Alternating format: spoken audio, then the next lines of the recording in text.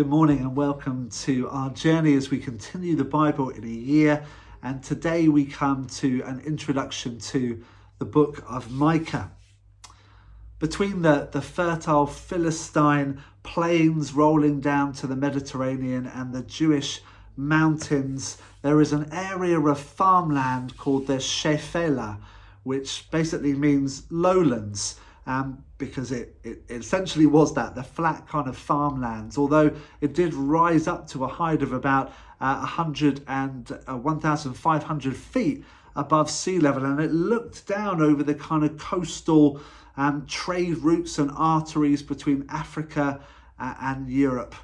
And just there, about 25 miles or so outside of Jerusalem, southwest of Jerusalem, in the village of Moresheth Gath, grew up an ordinary kind of farm guy, Micah. Now you've got Isaiah who kind of storms the palaces and the places of government and power and takes his message to the high and the mighty. But Micah is a person very much who takes his message to the local towns and the local communities. He's very much the working person's prophet. And he's got a simple message. He's keeping it simple because he's talking to simple, ordinary people about the requirements that God has for his people and how they are to live.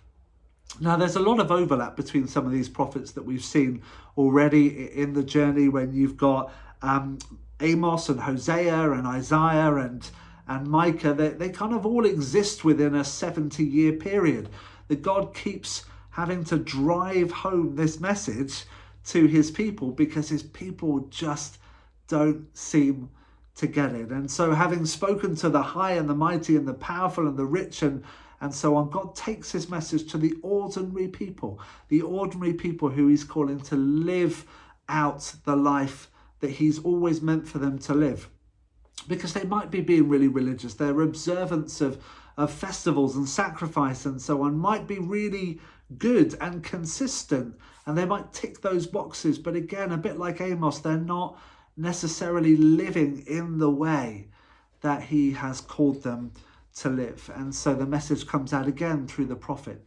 And it takes kind of place in three main areas, really. God lists in chapters 1 to 3 the list of vices, as it were, that his people have got against them. And again, a bit like Amos, it's how they treat the widow and the orphan and the poor and the vulnerable and the outcast and so on. That their religious observance might be good, but if they're not caring for those that God has a heart towards, then they're not living in that right way.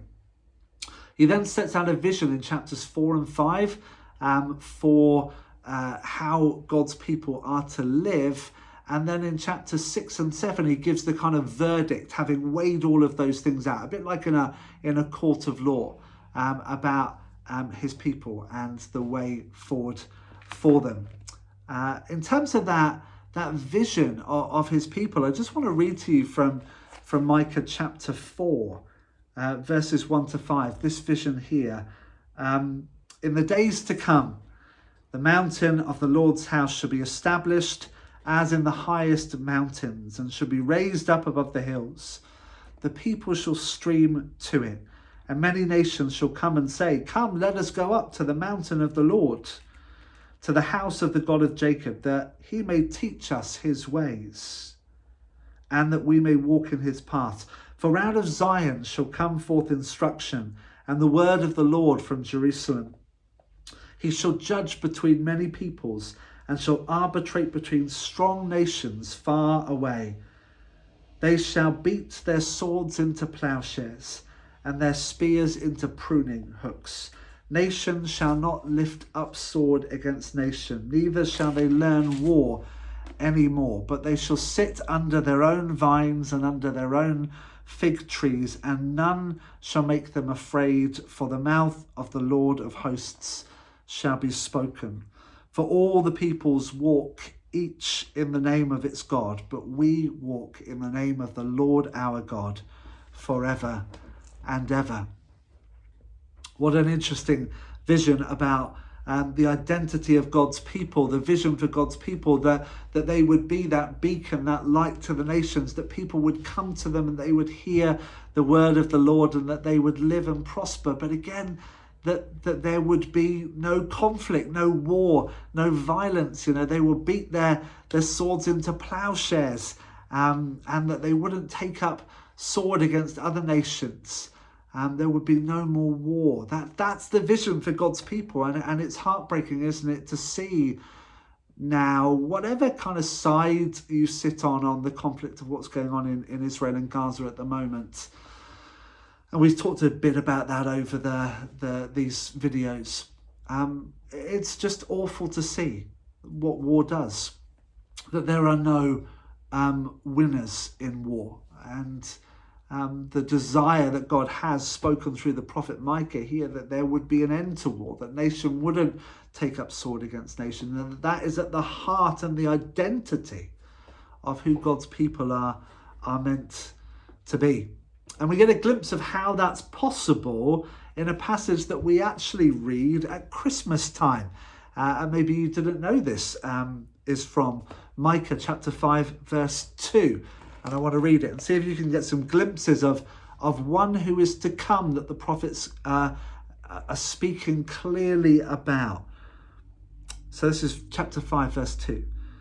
But you, O Bethlehem of Ephrathah, who are one of the little clans of Judah, from you shall come forth for me the one who is to rule in Israel, whose origin is from of old, from ancient of days.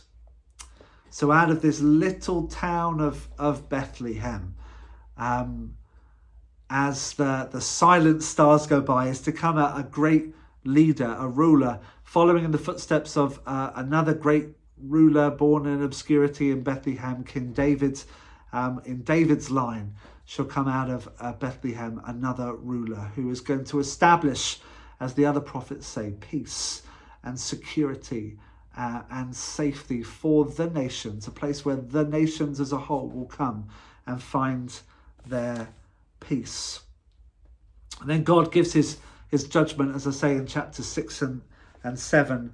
And I just want to read to you a couple of verses that culminate in those that famous verse that perhaps you might have heard of before in chapter 6, verse 8. So from verse 6, this is what the Lord says.